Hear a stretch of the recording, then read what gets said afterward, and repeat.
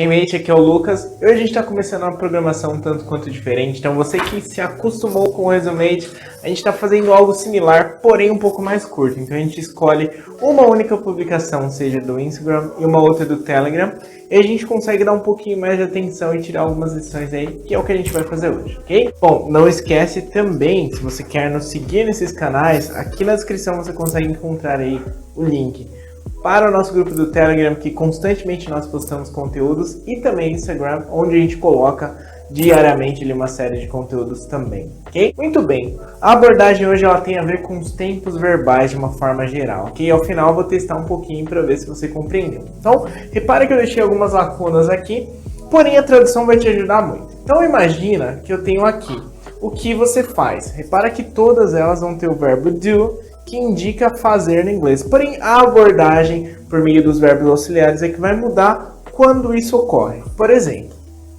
o que você faz? Isso se dá no presente. Em inglês, nós chamamos esse tempo verbal de present tense, mais especificamente de simple present. E o nosso auxiliar nesse caso vai ser o do. Então, quando eu digo what do you do, eu estou perguntando o que você faz. Repara que o fato de eu ter o verbo do como principal, ele não anula a necessidade de que nós tenhamos aqui o auxiliar do, que é o meu auxiliar quando eu quero indicar que essa ação ocorre no presente simples, tudo bem? Porém, isso vai mudar, nem sempre eu vou ter esse do.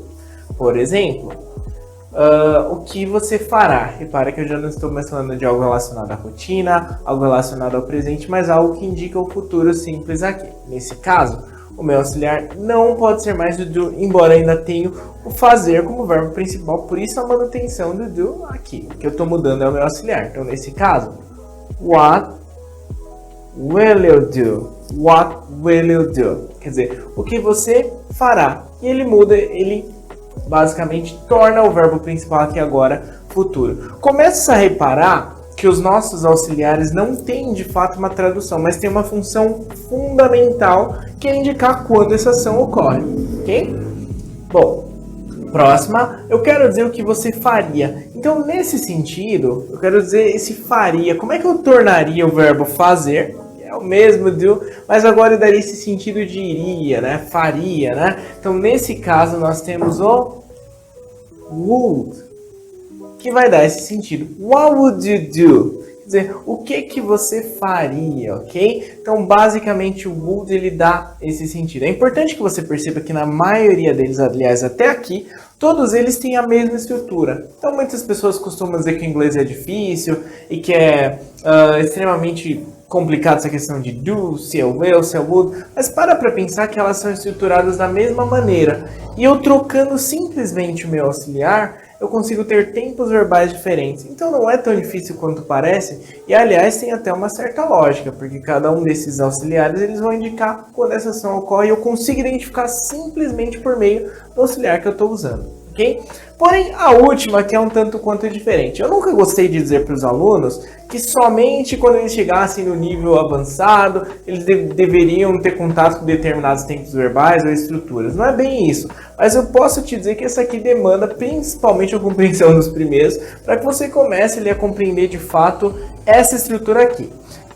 Você já deve ter ouvido falar, se você estuda há um certo tempo no inglês, sobre o Present Perfect. Esse é um pouquinho além do Present Perfect, né? Se no Present Perfect meu auxiliar é o have, aqui também, só que eu estou dizendo o Present Perfect Continuous, né? Continuous, desculpa. Então, basicamente, eu quero saber o que você tem feito, né? Como é que eu vou fazer isso? Então, o meu auxiliar já não é mais o do, não é o will, não é o would. Ele vai ser o have.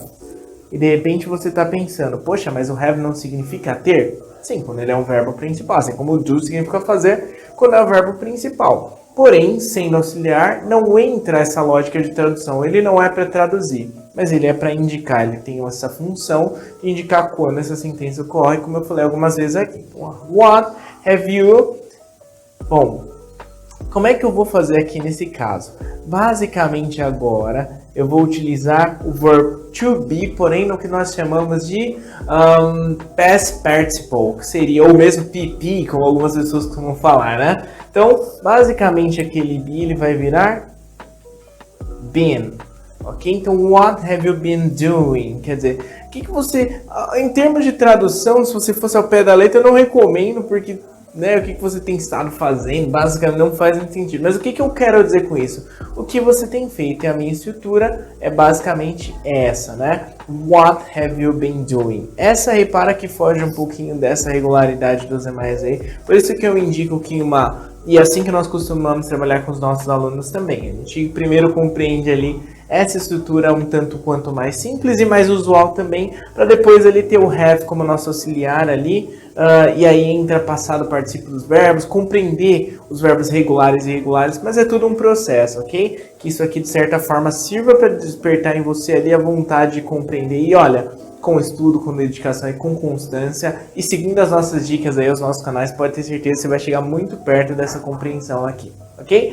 Bom, agora eu quero testar você aí, quero ver se você compreendeu mesmo. Então, esse quiz, ele tá lá no nosso Telegram, então se você não tá ainda, procura participar lá, ingressar no nosso grupo, o link tá aí embaixo, como eu falei. Então, vamos lá. What the teachers do? Eu quero saber basicamente o que os professores fazem, ok? E aí, a partir disso, eu tenho uma série de respostas aqui. Repara, mais uma vez, ainda que você tenha dúvidas sobre tudo isso, como usar e tudo mais, compreenda e tenha em mente que esses auxiliares não têm uma tradução, mas, como eu dizia, indicam um tempo verbal. Então, nós temos uma frase no presente.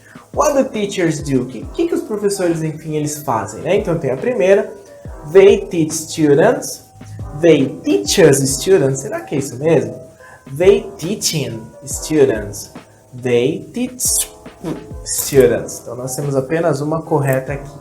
Bom, seguindo essa lógica, você pode pensar um pouquinho. Parece que são iguais até em alguns momentos. Elas, de fato, são similares, mas somente uma única é a correta. Bom, vou explicar por quê. Seria, de fato, a primeira, ok? They teach students. Você tem aqui o verbo teach, que significa ensinar, e por isso você tem aqui o teacher. E basicamente ele vem na sua base form, nós não conjugamos, não tem acréscimo do ES, muito menos do ING e muito menos do HS, por quê? Porque essa estrutura indicada aqui que eu falei lá, que significava o simple present, não carece ali de ING, muito menos do ES ou do S quando indica terceira pessoa do plural, ok? No caso, they. Em que situações se aplicaria esse S? Somente terceira pessoa do singular. He, she, it. Espero que essas dicas ajudem você nesses estudos. Fique ligado que a gente vai mandando aí ao longo das próximas semanas com um novo tópico. Mais uma vez, nos acompanhe nos nossos canais. É isso, guys. See you next time. Take care.